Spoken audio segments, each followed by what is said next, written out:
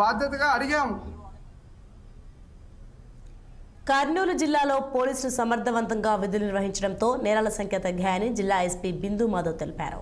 2023 సంవత్సరానికి సంబంధించిన కేసుల వివరాలను ఎస్పీ మీడియాకు వివరించారు. గత సంవత్సరం కన్నా ఈ సంవత్సరం 35.85% క్లైమ్ రేట్ తగ్గిందన్నారు. 2023 సంవత్సరంలో 7,877 కేసులు నమోదు కాగా 2024 సంవత్సరంలో 5,053 కేసులు నమోదయ్యాయన్నారు. జిల్లా వ్యాప్తంగా 5,65,02,791 రూపాయల ప్రాపర్టీ అపహరణకు గురికాగా 3,67,54,902 రూపాయల విలువ గల ప్రాపర్టీ రికవరీ చేయడం జరిగిందన్నారు. లేదు బట్ సిగ్నల్స్ కొంచెం పని చేసుకుంటేనే చూడండి సార్. అర్థం కాలేదు.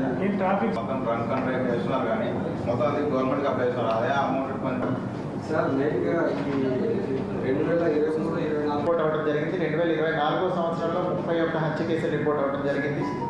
2023 సంవత్సరంలో అటెంప్ట్ టు మర్డర్స్ 48 రిపోర్ట్ అయితే 2024 సంవత్సరంలో 39 రిపోర్ట్ అయ్యాయి.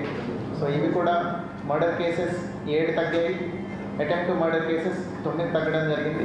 కిడ్నాప్ కేసులు 2023లో 15 వచ్చాయి. 2024 సంవత్సరంలో కూడా పెరుగుదల ఏం లేదు, 15 కిడ్నాప్ కేసులు రిపోర్ట్ అవ్వడం జరిగింది. అట్లానే ప్రాపర్టీ అఫెన్సెస్ 2023 సంవత్సరంలో డెకాయిటీలు అసలు రిపోర్ట్ కాలేదు. 2024లో 1 రిపోర్ట్ అయింది. రాబరీలు 2023లో 2 రిపోర్ట్ అయితే 2024లో 4 రిపోర్ట్ అవ్వడం జరిగింది.